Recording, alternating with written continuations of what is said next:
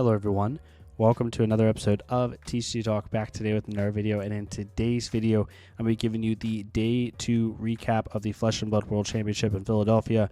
We're going to look at what the CC metagame looked like for day 2, what the Living Legend metagame looked like, as well as how the top 8 shaked out going into tomorrow's final day. So if you're new to the channel, welcome, thank you so much for stopping by. Hopefully you enjoy your stay. If you're a long-standing supporter, thank you so much as always.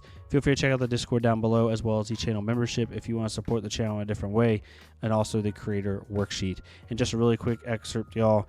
I'm going to continue to make content. Super excited about making Flesh and Blood content moving forward. I'm really going to get back to doing what I was doing before, with making like constant videos and really trying to be as positive impact as I can on the game. So definitely expect more of that. Please let me know down below what type of videos you would like to see moving forward. So we'll get into it. We had the day 2 classic constructed metagame here. As you can see, it's broken down by the amount of each hero and then as percentage. The percentage is not the conversion rate, it is the amount of makeup they made for day 2. So like there was 34 Syndras, which was 26% of the day 2 field. I think they ended up doing this because it's hard to really put conversion rates on here when it's a split format, right? Like yesterday we had 5 CC rounds and then 3 Living Legend rounds. So like for example, there was an Arachne Huntsman that went 4-1 in CC and then unfortunately didn't quite convert in LL. So that Huntsman did really well in CC, but it wasn't indicative of their conversion because maybe they just didn't do well in their LL games. So it makes a lot more sense to do the percentage this way. Kind of note, the top 3 heroes are exactly what they were in day 1. Syndra, then Verdance, then Gravy. No surprise there. One of the biggest ones was Arachne Marionette. I think there were like 19 Arachne Marionettes in day 1. 10 of them made day 2, which is really good. KO Kasai performing pretty well. Prism dropped a little bit, but not too bad. And then it kind of goes from there. Of note, no Katsus made day 2. I think there were 3 Katsus that entered into Worlds, so that's sad to see, but it is what it is. 2 out of 3 of the Iris made day 2, though. And 1 out of 6 of the Arachne Huntsmans, I think it was 6 Arachne Huntsmans, made day 2 as well. So pretty good hero distribution. Obviously, the top 3 are the top 3. You really start to see a bottleneck as we get to the top players. And that's not a hit on anybody. It's just how powerful those 3 heroes are and how much they're shaping the format right now. So that was the day 1 CC metagame. The day 2 CC metagame. The day 2 LL metagame looked like this.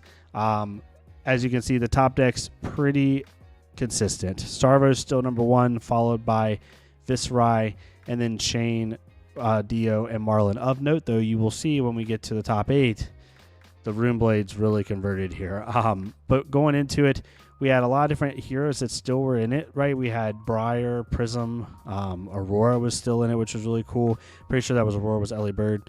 Icelander even, which is really awesome to see. So even Gravy sticking around there a little bit with 5 represented. But Starvo and Viserai, definitely like a cream above the rest when it comes to power level. So it's hard to really fight that, even with the recent bans and how that shook out. Those 2 heroes are just very, very good right now.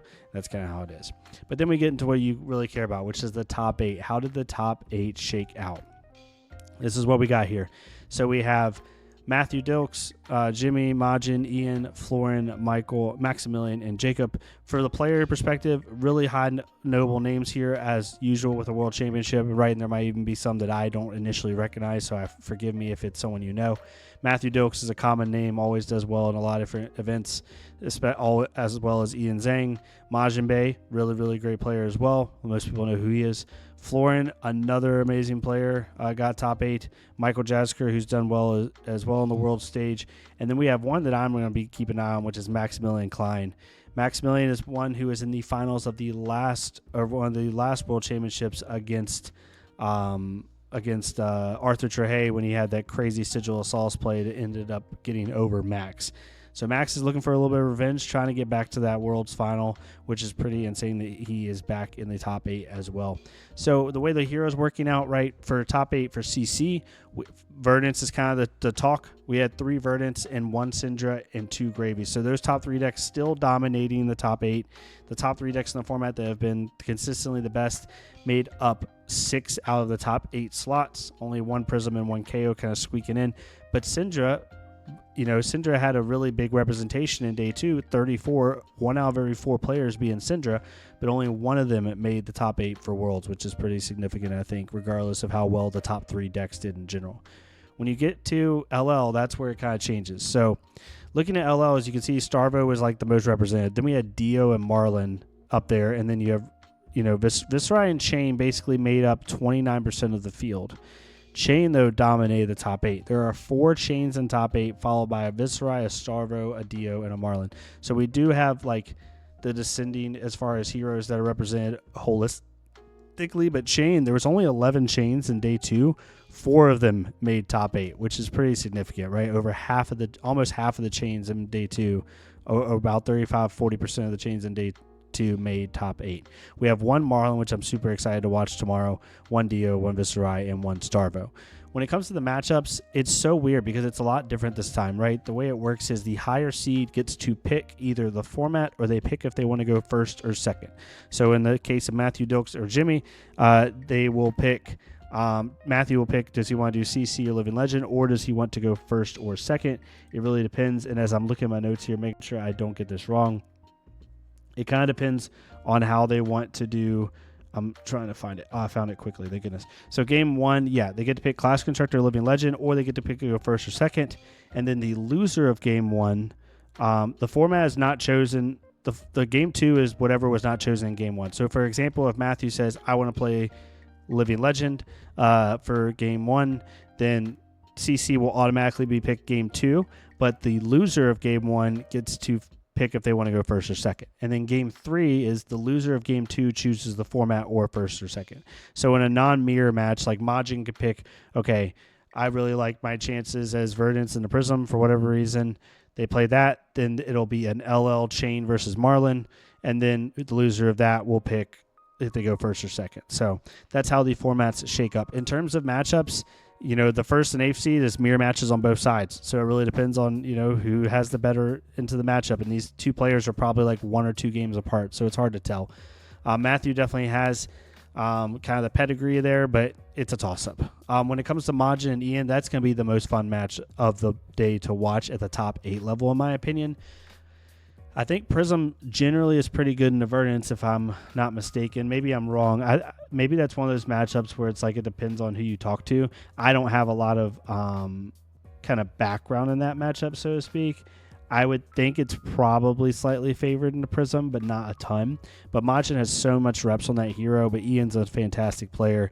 I think the key is actually going to be LL. I think Marlin has a chance to kind of, go against Chain a little bit and really disrupt them, which would be really cool to see. I'm going to give the edge to Ian. No hit on Majin. I think Majin can definitely clutch up, and if Majin wins, it wouldn't surprise me. But I think Ian has the slightly better matchups for that top 8 match. Then we have Florin versus Michael.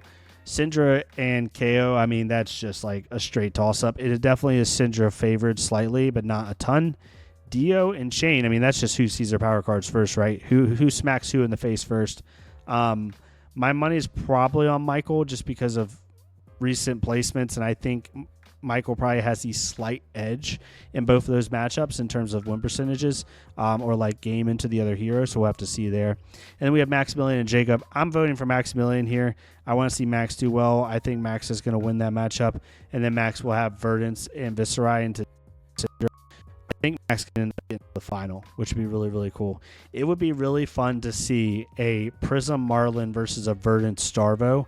I think that'd be a really fun final to see. So my hopeful final, no shade to any player who doesn't make it, is Ian Zhang versus Maximilian Klein, and then whoever wins that wins that. But that's kind of where my head's at.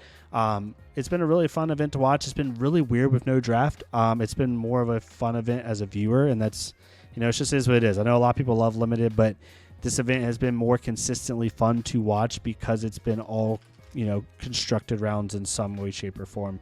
So I kind of want them to continue that, although I know it's not going to happen. I know for the next Pro Tour, there's no limited, and then after that, they'll probably go back to it.